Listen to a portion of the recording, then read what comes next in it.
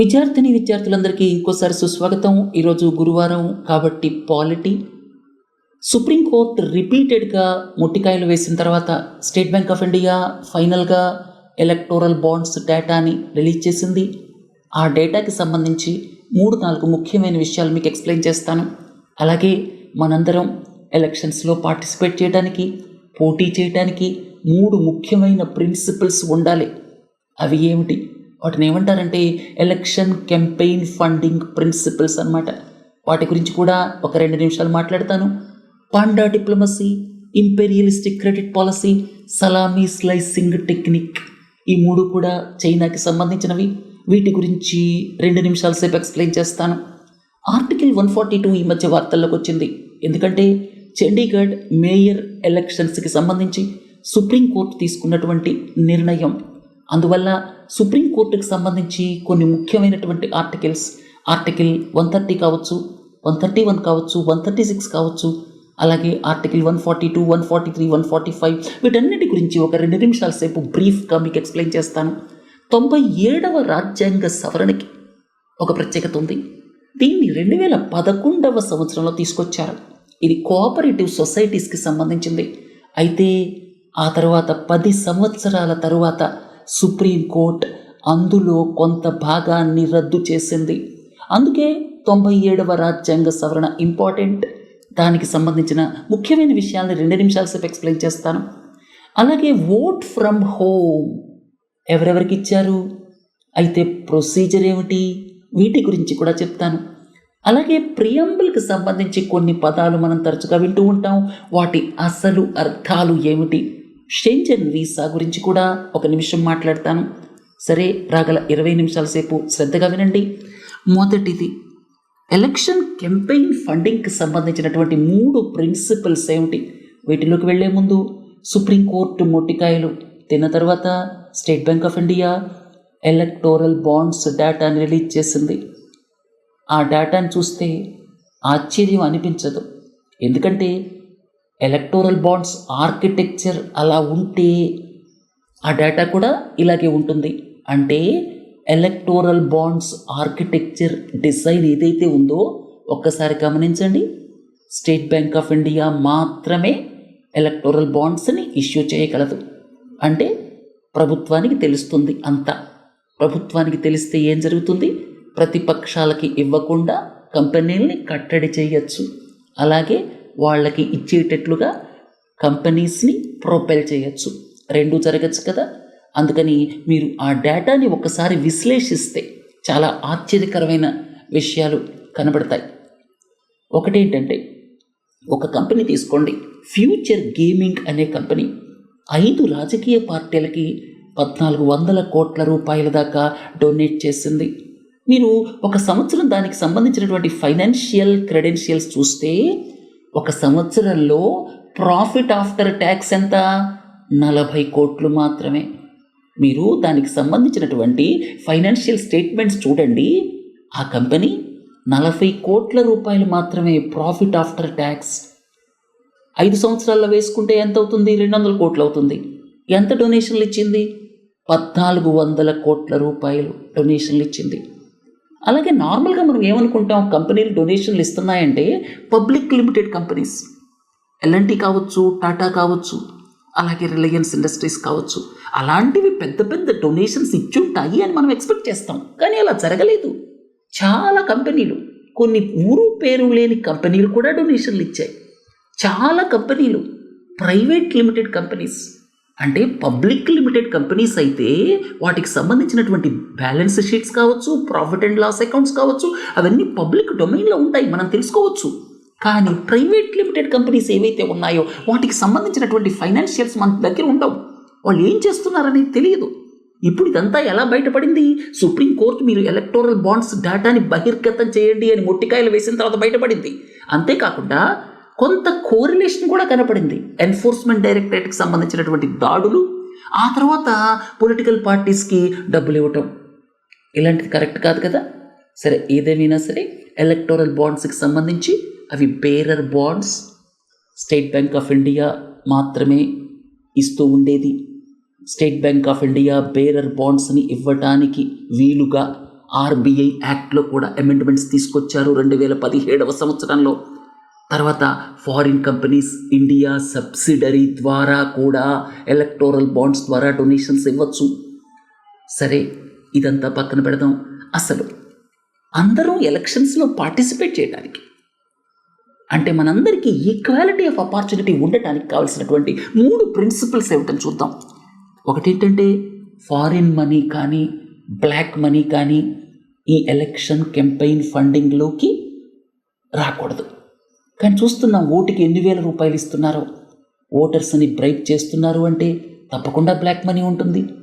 తర్వాత రెండోది quid pro quo, అంటే పెద్ద పెద్ద ఈ కంపెనీలు ఉన్నాయనుకోండి, వాళ్ళు డొనేషన్లు ఇవ్వటం వల్ల ప్రభుత్వం నుంచి బెనిఫిట్స్ పొందొచ్చు. ఉదాహరణకి మీరు చూడండి, ఇక్కడ గవర్నమెంట్ కాంట్రాక్ట్స్ కావచ్చు, అలాగే శాండ్ గ్రానైట్ మైనింగ్ కావచ్చు, గ్యాంబ్లింగ్ కావచ్చు, తర్వాత ఇలిసిట్ లిక్కర్ మ్యానుఫ్యాక్చరింగ్ కావచ్చు. ఇలాంటివన్నీ కూడా పబ్లిక్ ఇంట్రెస్ట్కి ఎగనిస్ట్ అనమాట. అర్థమైంది కదా? సో క్విడ్ ప్రో క్వో, దీన్ని ప్రూవ్ చేయటం అంత తేలిక కాదు. కొన్నిసార్లు గవర్నమెంట్ పాలసీ డెసిషన్స్ వాళ్ళని బెనిఫిట్ చేసే విధంగా ఉంటాయి. తర్వాత మూడోది ఏంటంటే, ఇప్పుడు ఇక్కడ ఎలక్షన్ ఫండింగ్, ఇప్పుడు ఇట్లా చిన్న చిన్న కంపెనీలు కూడా 100 కోట్లు ఫండింగ్ ఇస్తుంటే నార్మల్ మనిషి వెళ్ళి ఎలా పోటీ చేయగలడు? అందుకని ఇక్కడ ఈ ఎలక్షన్స్ ఏవైతే ఉన్నాయో అవి రిచ్ పర్సన్స్కే పోటీ చేయడానికి అనువుగా ఉన్నాయి. సరే, ఈ ఎలక్షన్ క్యాంపెయిన్ ప్రిన్సిపల్స్ని పక్కన పెడితే చైనా విషయానికి వస్తాయి. 3-4 విషయాలు మీకు చెప్పాలి. మన దేశానికి చైనాకి మధ్య line of actual control LAC అంటాం. ఈ ఎల్ఏసికి సంబంధించి ఎక్కడా కూడా మ్యాప్స్ మీద దాన్ని మార్క్ చేయటం కానీ గ్రౌండ్ మీద డీలినియేట్ చేయటం కానీ జరగలేదు.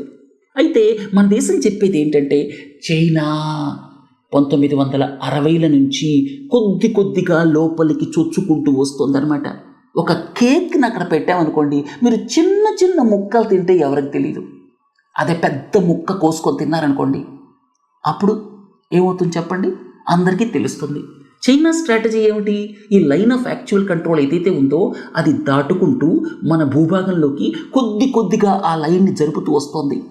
అందుకే చైనా ఎంప్లాయ్ చేసేటువంటి స్ట్రాటజీస్ని సలామీ స్లైసింగ్ స్ట్రాటజీస్ అంటారు. అలాగే రెండోది ఏమిటి? Imperialistic credit policy. Belt and road initiative కింద లిబరల్గా లోన్స్ ఇస్తోంది. అలాగే ఆ ప్రాజెక్ట్స్ని కట్టేది ఎవరు? చైనా కంపెనీలు. అంటే లోన్లు చైనా ఇస్తుంది, చైనా కంపెనీలు కడుతున్నాయి. అసలు దీనికి ఫైనాన్షియల్ వైబిలిటీ ఉందా లేదా అనేది చూడదనమాట. ఉదాహరణకి వరల్డ్ బ్యాంక్ లోన్ ఇచ్చిందనుకోండి, ఐఎంఎఫ్ లోన్ ఇచ్చిందనుకోండి, ఇంకా ఇతరితర ఇంటర్నేషనల్ ఫైనాన్షియల్ ఇన్స్టిట్యూషన్స్ లోన్స్ ఇచ్చాయనుకోండి, అప్పుడు అవి తప్పకుండా చూస్తాయి అసలు దీనికి ఫైనాన్షియల్ వైబిలిటీ ఉందా లేదా అని చెప్పి. ఇక్కడ అదేం చూడదు. ఉదాహరణకి ఈ రాజపక్స ఇంటర్నేషనల్ ఎయిర్పోర్ట్ చూడండి కొలంబోలో, అలాగే హంబన్తోట పోర్ట్ చూడండి, చైనా లోన్స్ ఇచ్చింది, చైనా కంపెనీలు కట్టాయి, లాభాలు వాళ్ళకే వచ్చాయి. ఇప్పుడు ఈ లోన్స్ కట్టలేక సతమతం అవుతుంటే హంబన్తోట పోర్టుని 99 సంవత్సరాల లీజ్కి చైనా రాయించుకుంది. ఇలాంటి వాటిని ఏమంటారంటే ఇంపీరియలిస్టిక్ క్రెడిట్ పాలసీస్ అంటారు. మీ అందరికీ తెలుసు, పాకిస్తాన్ ముందుకెళ్ళలేకపోవడానికి కారణం డీప్ స్టేట్ అనమాట. చాలా పవర్ సెంటర్స్ ఉన్నాయి. అలాగే చైనా విషయానికి వస్తే బెల్ట్ అండ్ రోడ్ ఇనిషియేటివ్ ద్వారా అది చాలా ప్రాజెక్ట్స్ని కడుతోంది, కానీ దాని మీద చాలా కామెంట్స్ ఉన్నాయి. అది డెట్ ట్రాప్స్లోకి దేశాలని నెట్టేస్తోంది. హంబన్తోట పోర్టుని 99 సంవత్సరాలు లీజ్కి రాయించుకుంది. అంతకంటే అన్యాయం ఉందా చెప్పండి? సో అందుకే చైనా పాలసీని ఇంపీరియలిస్టిక్ క్రెడిట్ పాలసీ అంటారనమాట. తర్వాత పాండా డిప్లొమసీ. పాండాల విషయానికి వస్తే మీకు 2 రకాల పాండాల గురించి చెప్పాలి. ఇది చైనీస్ పాండా అనమాట, లేకపోతే జెయింట్ పాండా అనొచ్చు, లేకపోతే పెద్ద పాండా అనండి. ఇది ఒక్క చైనాలోనే ఉంటుంది. సిచువన్ ప్రావిన్స్లో ఎక్కువగా ఉంటుంది. అక్కడ దాదాపు 2000 దాకా ఉన్నాయన్నమాట. డిప్లొమసీకి వాడుతుంది. ఇప్పుడు యునైటెడ్ స్టేట్స్ ఆఫ్ అమెరికా రిలేషన్స్ని, అంటే సుహృద్భావ వాతావరణంలోకి తీసుకెళ్ళడానికి ఈ పాండా డిప్లొమసీని స్టార్ట్ చేసింది. ఇప్పుడు 2 జైంట్ పండాస్ని San Diego zoo United States of అమెరికాకి పంపడానికి రెడీ అవుతోందనమాట. దీన్ని ఏమంటారంటే పాండా డిప్లొమసీ అంటారు. సరే, సలామీ స్లైసింగ్ టెక్నిక్ అయినా, పాండా డిప్లొమసీ అయినా ఇంపీరియలిస్టిక్ క్రెడిట్ పాలసీ అయినా గుర్తుపెట్టుకోండి, చైనాకి సంబంధించి. అలాగే వన్ చైనా పాలసీ, అర్థమైంది కదా. తాయివాన్ కూడా మా భూభాగంలో అంటే మాదే అంటోందనమాట. అలాగే సౌత్ చైనా సీ మాదే అంటోంది, అందుకే పరాసెల్ ఐలాండ్స్, అలాగే మిగతా స్కార్బరో షోవల్ అలాంటి వాటిల్లో ఇతర ఏషియన్ కంట్రీస్తో డిస్ప్యూట్స్ చైనాకి కొనసాగుతున్నాయి. స్ప్రాట్లీ ఐలాండ్స్ కావచ్చు, పరాసెల్ ఐలాండ్స్ కావచ్చు, స్కార్బరో షోవల్ కావచ్చు, ఇవన్నీ చైనీస్ అంటే చైనాకి సంబంధించిన విషయాలన్నమాట. సరే, పండా డిప్లొమసీ చెప్పాను, అలాగే ఇంపీరియలిస్టిక్ క్రెడిట్ పాలసీ చెప్పాను. తర్వాత ఆర్టికల్ 142 ఎందుకు వార్తల్లోకి వచ్చిందంటే, చండీగఢ్ మేయర్ ఎలక్షన్ని మీరు చూశారు. అక్కడ ఉన్నటువంటి రిటర్నింగ్ ఆఫీసర్ ఏం చేశారు, కొన్ని బ్యాలెట్ పేపర్స్ని కావాలని చల్లకుండా చేశారు. దాంతో ఆయన అనుకున్న వ్యక్తి మేయర్ అయ్యారు. అదంతా కూడా వీడియో రికార్డింగ్ ద్వారా సుప్రీంకోర్టుకు వెళ్ళింది. సుప్రీంకోర్టు తనకున్నటువంటి విస్తృతమైనటువంటి అధికారాలను ఉపయోగించి ఏం చేసింది, ఆ ఎన్నికని రద్దు చేసింది. అలాగే ఆ 6 బ్యాలెట్ పేపర్స్ని కూడా పరిగణలోకి తీసుకొని ఎవరైతే యాక్చువల్గా గెలుస్తారో ఆమ్ ఆద్మీ పార్టీకి సంబంధించి ఆయన్ని గెలిచినట్టుగా డిక్లేర్ చేసింది. ఇది సుప్రీంకోర్టుకి పవర్ని ఎవరిచ్చారు, రాజ్యాంగం ఇచ్చింది. ఆర్టికల్ 142. ఆర్టికల్ 142లో దేనితో సంబంధం లేదు, చట్టాలతో సంబంధం లేదు, దేనితో సంబంధం లేకుండా సుప్రీంకోర్టు విస్తృతమైనటువంటి అధికారాలు ఉంటాయన్నమాట. ఏదైనా సరే హ్యూమన్ రైట్స్కి సంబంధించి కావచ్చు, ఫండమెంటల్ రైట్స్కి సంబంధించి కావచ్చు, ఇంకేదైనా కావచ్చు, అది ఏ నిర్ణయమైనా తీసుకోవచ్చు అన్నమాట. ఉన్నటువంటి చట్టం ఎలా ఉంది కదా అని చెప్పడానికి లేదు, మీరు ఎలా ఇంటర్వ్యూ అవుతారని చెప్పి.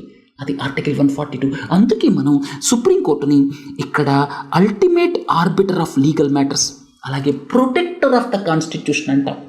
అలాగే ఇక్కడ judicial activism, source of judicial activism అంటాం. ఈ పదాలన్నీ సుప్రీంకోర్టుకి ఎందుకు వర్తిస్తాయంటే ఆర్టికల్ 142 పవర్స్ వల్ల అన్నమాట. తర్వాత ఆర్టికల్ 130 ప్రెసిడెంట్ అప్రూవల్తో ఎక్కడైనా సుప్రీంకోర్టు బెంచ్ పెట్టచ్చు. ఆర్టికల్ 131 ఒరిజినల్ జ్యూరిస్డిక్షన్, కేంద్రానికి రాష్ట్రాలకి ఏదైనా డిస్ప్యూట్ వచ్చినా, రాష్ట్రానికి డిస్ప్యూట్ వచ్చినా ఆర్టికల్ 131 ప్రకారం సుప్రీంకోర్టు తలుపు తట్టచ్చు. ఈ మధ్య చాలా రాష్ట్రాలు సుప్రీంకోర్టు తలుపు తట్టాయి. అలాగే ఆర్టికల్ 136 మీరు ఏ జడ్జిమెంట్ మీదైనా, ఏ ట్రిబ్యునల్ వెర్డిక్ట్ మీదైనా, దేని మీదైనా సరే మీరు సుప్రీంకోర్టుకి వెళ్ళచ్చు. ఆర్టికల్ 136 స్పెషల్ లీవ్ పిటిషన్, దాన్ని సుప్రీంకోర్టు యాక్సెప్ట్ చేయాలి. ఒక్క మిలిటరీకి సంబంధించిన మ్యాటర్స్ మాత్రం తీసుకెళ్ళకూడదు, కోర్టు మార్షల్ వాటికి సంబంధించినవి. ఇక ఆర్టికల్ 142 కంప్లీట్ జస్టిస్ ఆర్టికల్ అంటాం దీన్ని. అలాగే ఆర్టికల్ 143 ప్రెసిడెన్షియల్ రిఫరెన్స్, ప్రెసిడెంట్కి ఏదైనా సరే సందేహం వచ్చిందనుకోండి రాజ్యాంగానికి సంబంధించి, ఇంటర్ప్రిటేషన్ ఆఫ్ ద కాన్స్టిట్యూషన్కి సంబంధించి, ఆయన సుప్రీంకోర్టుని అడగచ్చు. అప్పుడు సుప్రీంకోర్టు ఒక బెంచ్ని ఏర్పాటు చేస్తుంది, దాన్ని కాన్స్టిట్యూషన్ బెంచ్ అంటాం. 5 జడ్జిలు ఉండాలి కాన్స్టిట్యూషన్ బెంచ్లో, ఎప్పుడైనా 5 జడ్జిలు ఉండాలి. అది ఆర్టికల్ 145(3) ప్రకారం అనమాట. సో మీకు ఆర్టికల్ 130, 131, 136, 142, 143 అండ్ 145(3) చెప్పాను. తర్వాత 97th constitutional amendment. 97th constitutional amendment cooperative సొసైటీస్కి సంబంధించింది. ఇక్కడ మీకు 2 ముఖ్యమైన విషయాలు చెప్పిన తర్వాత 3వ విషయానికి వెళ్తాను. ఒకటేంటంటే ఆర్టికల్ 43(b)ని యాడ్ చేశారు. మీ అందరికీ తెలుసు, directive principles of state policy. These are only directions, legally enforceable కాదు. ఇక్కడ చూడండి కొత్తగా ఏం యాడ్ చేశారు, ఈ voluntary formation, autonomous functioning, democratic control, professional management of cooperative societies. Cooperative సొసైటీస్ని ఫామ్ చేయడాన్ని directive principles of state policy కింద ఈ 97వ రాజ్యాంగ సవరణ ద్వారా ఒక క్లాస్ని యాడ్ చేశారు. అది ఆర్టికల్ 43(b). అలాగే రెండోది ఏంటి, మీ అందరికీ తెలుసు, ఆర్టికల్ 19(1)(c). ఏముంటుంది అక్కడ, రైట్ టు ఫామ్ అసోసియేషన్స్. మీరు అసోసియేషన్ ఫామ్ అవ్వచ్చు, యూనియన్ ఫామ్ అవ్వచ్చు, చాలా యూనియన్స్ అసోసియేషన్స్ ఉన్నాయి కదా. ఇక్కడ ఒక పదాన్ని యాడ్ చేశారు, అదేంటంటే కోఆపరేటివ్ సొసైటీస్ కూడా యాడ్ చేశారు.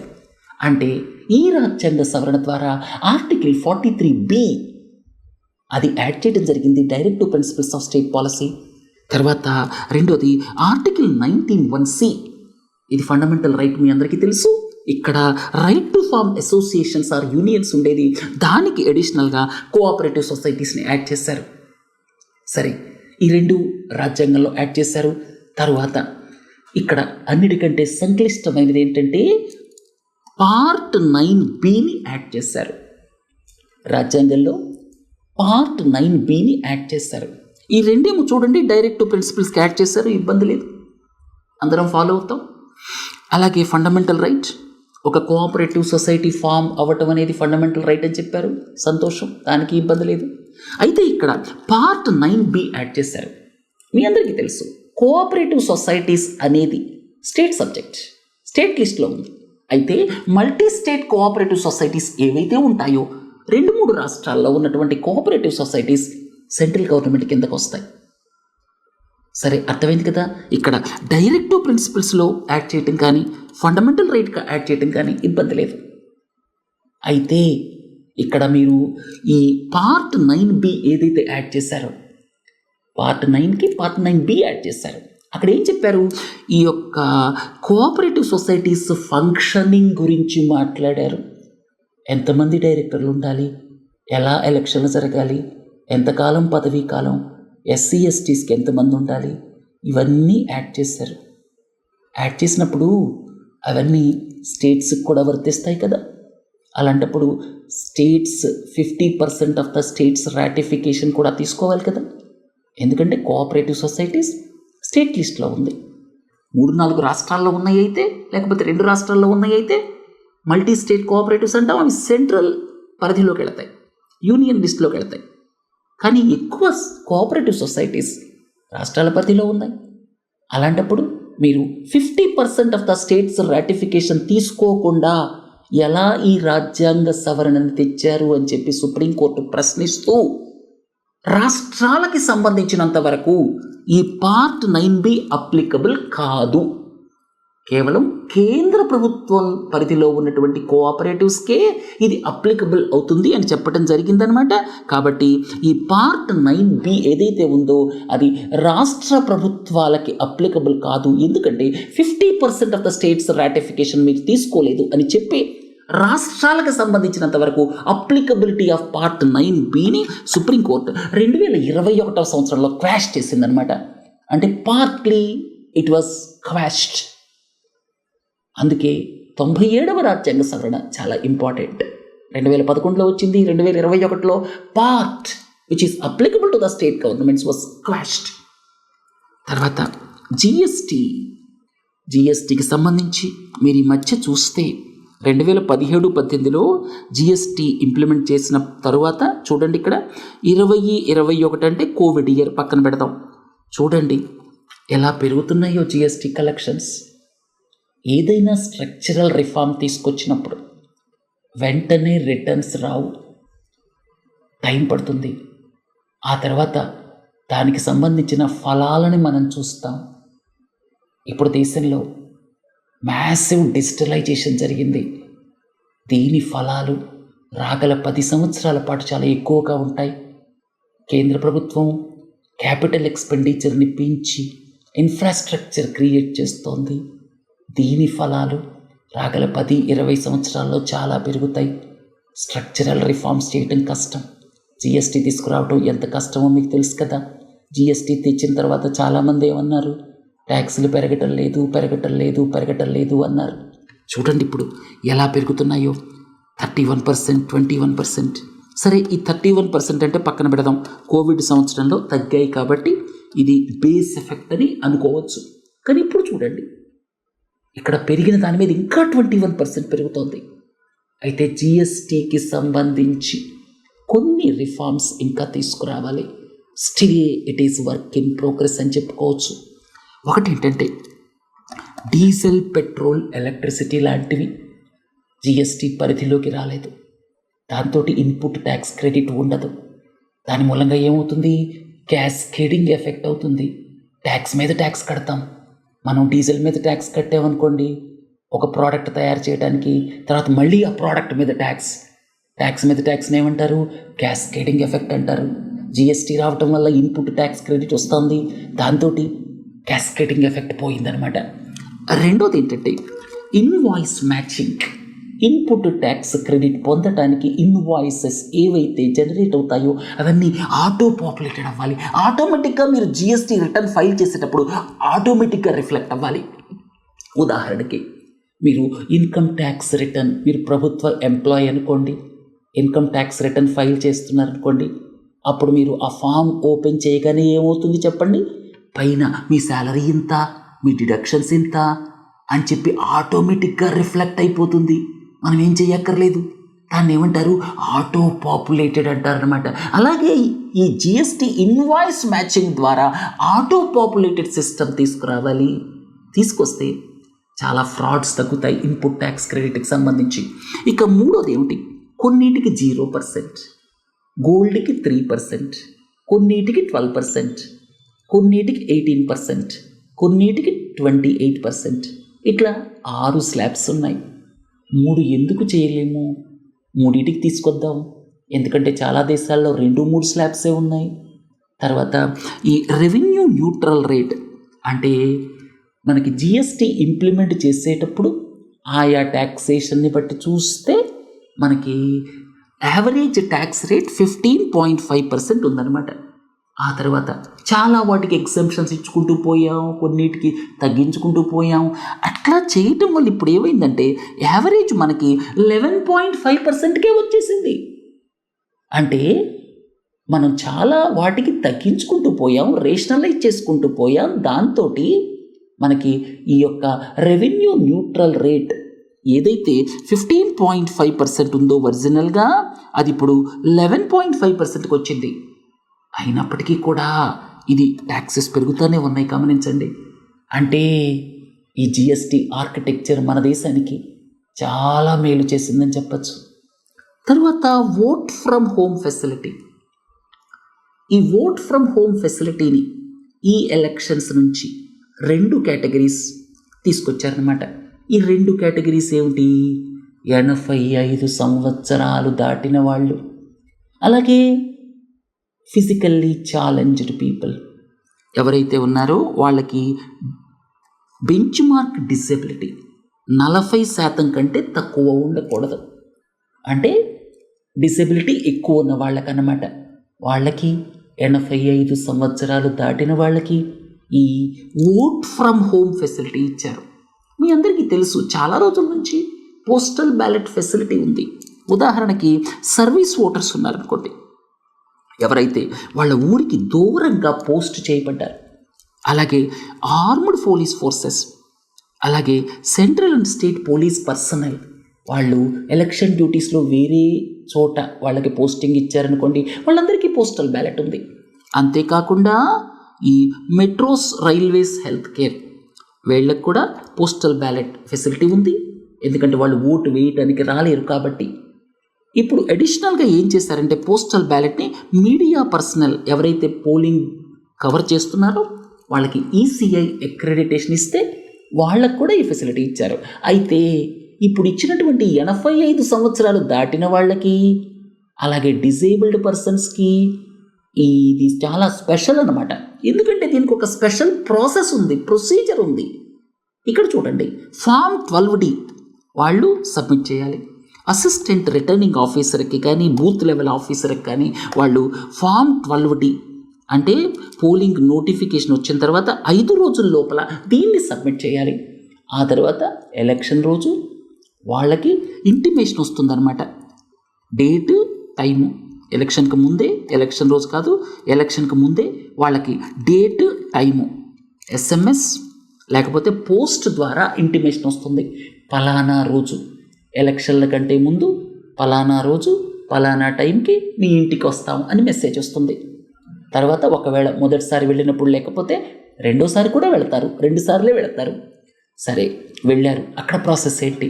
అక్కడ ప్రాసెస్ ఏంటంటే ఈ యొక్క conduct of election rules free and ఫెయిర్గా ఉండటానికి వాళ్ళు ఎవరి ప్రెషర్ మీదనన్నా ఉన్నారా అలాంటివన్నీ చూసుకోవాలి. అంతేకాకుండా ముఖ్యమైన విషయం ఏంటంటే 2 పోలింగ్ అఫీషియల్స్ వెళ్ళాలి. అక్కడ జరిగేటువంటి ప్రాసెస్ అంతా వీడియో రికార్డింగ్ చేయాలి, మస్ట్ అన్నమాట. అంటే ఒకవేళ పోలింగ్ అఫీషియల్స్ వాళ్ళని ఇన్ఫ్లుయెన్స్ చేసినా, ఇంకేదైనా ఇన్ఫ్లుయెన్సెస్ ఉన్నా కూడా ఇవన్నీ వీడియోగ్రఫీ ద్వారా రిఫ్లెక్ట్ అవుతాయన్నమాట. అర్థమైంది కదా. తర్వాత షెంజన్ వీసా, దీని గురించి మనం ఇంతకుముందు కూడా చెప్పుకున్నాం. షెంజన్ వీసా అంటే ఏమిటంటే యూరోపియన్ యూనియన్ కంట్రీస్లో చాలా దేశాలు, ఒక 3-4 దేశాలు తప్పించి, యూరోపియన్ యూనియన్లో 27 దేశాలు ఉన్నాయి కదా, వాటిల్లో ఒక 3-4 దేశాలు తప్పించి మిగతా దేశాలు, అలాగే వేరే దేశాలు కొన్ని ఉన్నాయి, ఒక 3-4 దేశాలు, అవన్నీ కలిపి ఒక షెంజన్ ఏరియా లాగా ఫామ్ అయ్యాయన్నమాట. షెంజన్ అనేటువంటిది ఒక ఊరు అనమాట, లగ్జంబర్గ్ అనేటువంటి కంట్రీలో ఉంది. ఇక్కడ మీటింగ్ జరిగింది కాబట్టి ఈ షెంజన్ అనే పేరు మీదే ఇలా వస్తుందన్నమాట. అర్థమైంది కదా. సో ఈ షెంజన్ వీసా ఏదైతే ఉందో, ఈ దేశాల్లో ఒకే ఒక్క వీసాతోటి మీరు మొత్తం తిరిగి రావచ్చు అనమాట. వేరు వీసాలు అక్కర్లేదు. ఈ మధ్య జరిగినటువంటి ట్రేడ్ అగ్రిమెంట్, 4 దేశాలతో ట్రేడ్ అగ్రిమెంట్ జరిగింది కదా, ఆ సందర్భంగా ఈ షెంజన్ వీసా వార్తల్లోకి వచ్చిందనమాట. సరే, మనం ఈ జస్టిస్, లిబర్టీ, ఈక్వాలిటీ, ఫ్రాటర్నిటీ అనే పదాలని చూడండి. ఇక్కడ జస్టిస్, లిబర్టీ, ఈక్వాలిటీ, ఫ్రాటర్నిటీ. అసలు జస్టిస్ మీనింగ్ ఏమిటి? Good of the whole society, society అంతా బాగుండటం. తర్వాత నో డిస్క్రిమినేషన్, అందరూ బాగుండాలి అనే ప్రిన్సిపలే జస్టిస్. అలాగే లిబర్టీ, అన్రీజనబుల్ రెస్ట్రిక్షన్స్ పెట్టకూడదు. మీరు ఏదైతే ఎక్స్ప్రెస్ చేయాలనుకుంటారో అది ఫ్రీగా ఎక్స్ప్రెస్ చేయగలగాలి. ఏదైతే పని చేయాలనుకుంటారో ఫ్రీగా చేయగలగాలి. కొన్ని రిస్ట్రిక్షన్స్ ఉంటాయి, మీరు చేసే పనులు ఇతర వాళ్ళకి ఇబ్బంది కలగకూడదు కదా, అందుకే రిస్ట్రిక్షన్స్ పెడతారు, బట్ అవి అన్రీజనబుల్గా ఉండకూడదు. తర్వాత ఈక్వాలిటీ, అందరూ చట్టం ముందు సమానులే అన్న ప్రిన్సిపల్ అనమాట. All are equal before the law అంటాం. అలాగే ఫ్రాటర్నిటీ, ఒక ఫ్యామిలీ మెంబర్స్ లాగా బిహేవ్ చేయాలి, బ్రదర్హుడ్ తోటి. ఏ సిటిజన్ కూడా ఇన్ఫీరియర్ కాదు, అందరూ ఈక్వల్ అంటే స్టేటస్ ఉన్నటువంటి సిటిజన్స్ అనమాట. ఇది మనం బ్రీఫ్గా అర్థం చేసుకోవాలంటే ఇక్కడ డెప్త్కి వెళితే చాలాసేపు డిస్కస్ చేసుకోవచ్చు. బ్రీఫ్ మీనింగ్ మీకు ఎక్స్ప్లెయిన్ చేశాను. సరే, ఇంతటితో ముగిద్దాం. రేపు మిస్సిలేనియస్ ఈవెంట్స్తో కలుద్దాం. నమస్తే.